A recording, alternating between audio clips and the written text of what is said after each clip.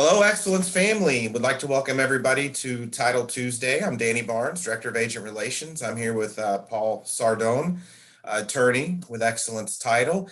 And today, Paul's going to cover a little bit about closing costs. There's been some confusion lately among some of the agents. So, Paul, thank you for joining us this Okay. morning. And I'll turn it over to you at this time. Hope you're doing well. Yeah, everything great. Hope everyone's off to a good start in 2021. This is our first Title Talk Tuesday, and I definitely wanted to jump in and talk about closing costs because a lot of you have downloaded the app that we're offering, and hopefully it's helping you guys out with your clients, giving them more accurate estimates, especially on listings. I think it's a great tool, show people what they're going to net out and help you guys hopefully get those listings. But I've had a question from several agents as to how do you know who pays for what when it comes to title? Because there are certain, you do have to decide who's paying the searches and the title insurance policy in the app. It doesn't know that. It doesn't have a copy of your contract. So you want to make sure you're giving out accurate estimates, and also that you just know these things because they could benefit your clients. So the relevant part to always look at as far as the closing costs when you're filling it out with the app or just in general, if you're using the as-is contract, which most of us are, is Section 9 of that contract. It talks about who pays for what as far as closing costs are concerned.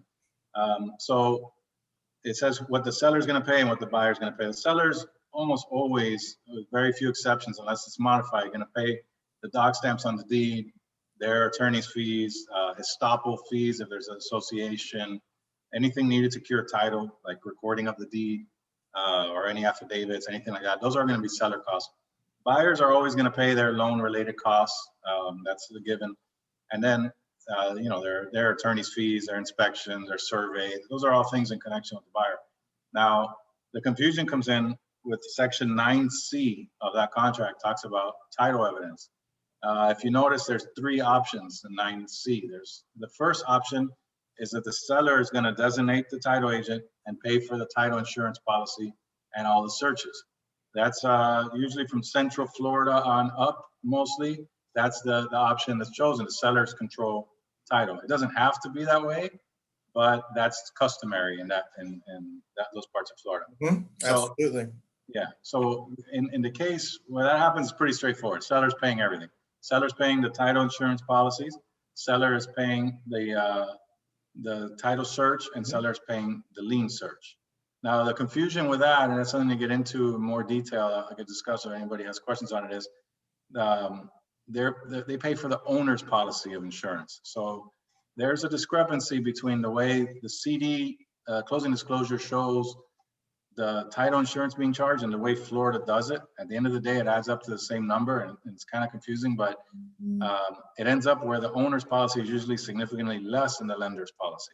So what I've seen happen is sellers control the title, say, yeah, we're going to pay for it, but they only pay the owner's policy.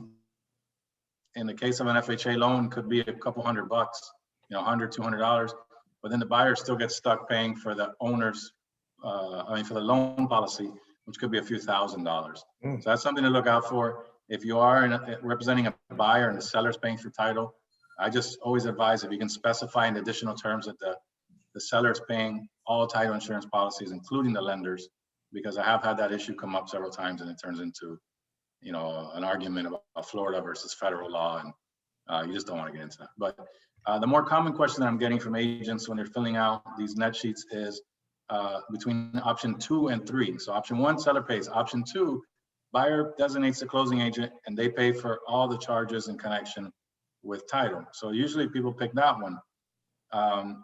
And then that means the buyer's paying the title policies and they're paying the lien search and title search.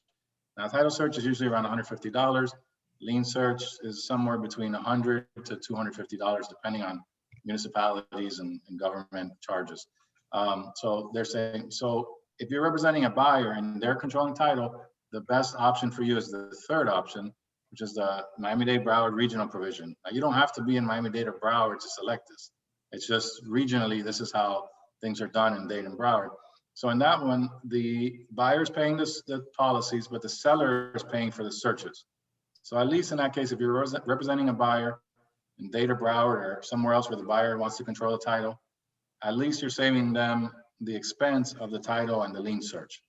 So when you're putting in these figures into the app, you have to look at the contract and see which one was selected, because you don't want to be putting the title and lien search on the seller if the second option was checked off.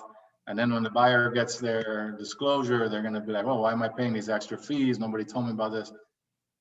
So, it's important to look at that when you're doing it. It's just basically the title and lien search are the two that are going to change depending if you choose between option 2 and 3.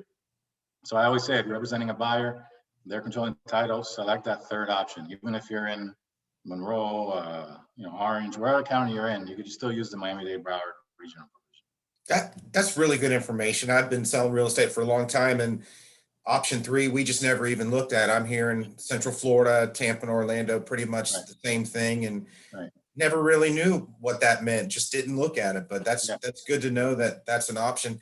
And I'd also like to talk about everything's negotiable. So, Right. if you're depending on which customer you're working with, buyer or seller. Yes. And I know, like Paul mentioned, in other markets, it's, the buyer is going to choose the title company, pay for the title insurance, and it's different. But in Lakeland, Polk County area, Central Florida, it's always been customary for the seller option 1 to cover that. So it's different in different markets. Everything's negotiable. I just wanted to. Exactly. Yeah, there's no law that says you do it this way here, this way. There. Right. It's not. It's just the way things are done traditionally. But again, every deal is different. You can Yeah. negotiate different terms. Yeah, that's good information. Something I didn't know about. Yeah, good. Glad you learned something. Yeah. Anything else you want to add to the? No, that's it. I mean, just appreciate getting the year going. We got a pipeline is building up nicely. A lot of new agents trying us out, and we really appreciate that. And again, if anybody needs anything, has any questions or concerns, whether it's filling out a contract, a deal we're working on, or new agents, getting a few new agents that need some guidance, we're happy to help with that. Yeah, and y'all need to know how valuable Paul is. I mean, he's going to be there for you, and it's not every day in all the companies that have this option where you've got an attorney that you can ask questions to. So, and once again, for now, we still have work chat that you can reach out, but we are going to Excellence Hub in a couple months. Work chat's not going to be around, so. Right. Get used to that. Go ahead and start messaging him on Excellence Hub if you can, and myself really. So, but anyway, thanks for your time today. It's good seeing you. I haven't seen you in a couple weeks, and once again, thanks for everybody tuning in to Title Tuesday, and we'll see you in about 2 weeks. Yep. Have a great day. Thanks, Paul. Together moving forward.